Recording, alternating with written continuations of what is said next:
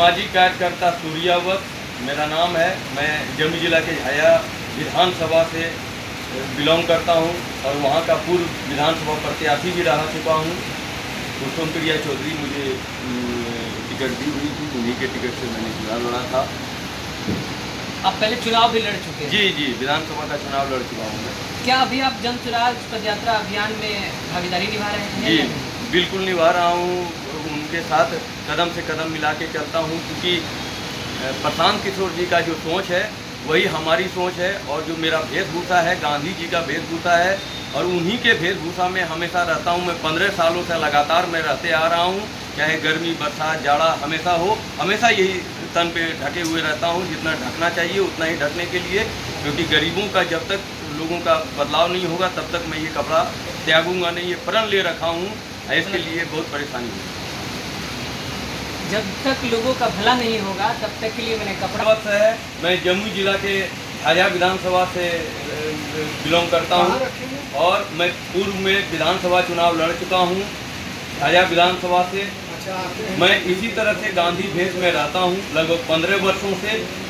जो गर्मी बरसात जाड़ा हमेशा इसी तन पे सिर्फ तन ढकने का काम करता हूँ, जितना आवश्यकता है उतना। और मैंने प्रण ले रखा है कि जब तक बिहार के लोगों का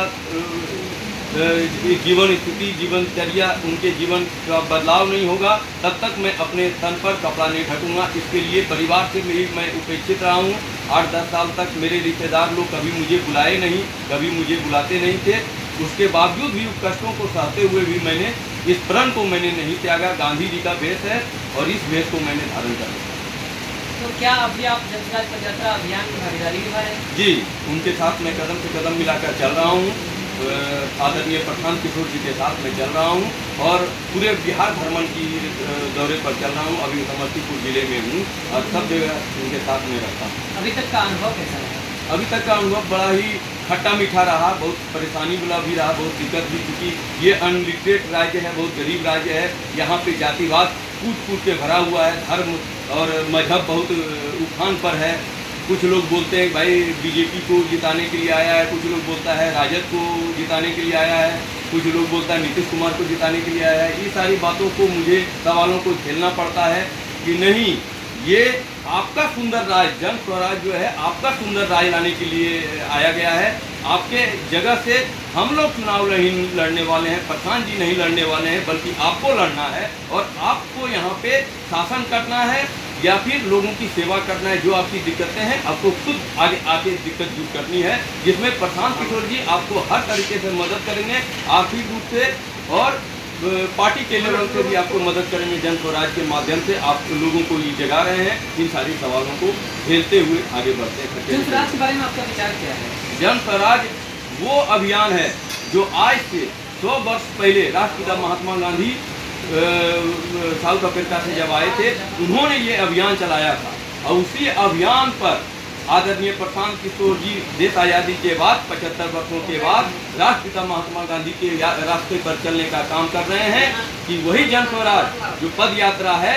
जब गांधी जी आए थे साउथ अफ्रीका से तो उनके गुरु ने बोला था कि अगर देश को मुल्क को आज़ाद कराना है तो तुम्हें गांधी पूरे भारत भ्रमण करना होगा। उसी तरह से प्रशांत किशोर जी जाने कि भाई अगर बिहार को आगे ले जाना है तो इसके लिए बिहार भ्रमण करना होगा और वही कर रहे हैं गांधी जी के रास्ते पर चलकर। और मैं गांधीवादी हूँ, गांधी जी के जीवन भी जीता हूँ, उनके वस्त्र भी धारण किया हूँ, इसीलिए मैं उनके साथ कदम से कदम मिलाकर चलता हूँ, जन स्वराज के साथ चल रहा हूँ।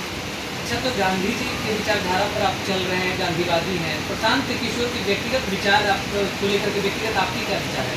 देखिए, गांधी जी को सबसे पहले आइडियोलॉजी उन्होंने माना, तभी मैं उनसे जुड़ा हूँ, तभी उनकी यात्रा भी और उनके कार्य भी उसी तरह से रहते हैं। और उन्होंने नाम भी दिया जन स्वराज, जो स्वराज का जो सपना गांधी जी ने राष्ट्रपिता महात्मा गांधी जी ने देखा था। और मेरा सौभाग्य है कि मैं उस भूमि में जन्म लिया हूँ जहाँ पे पैरों के घुटने के बल पर राष्ट्रपिता महात्मा गांधी खेले हैं।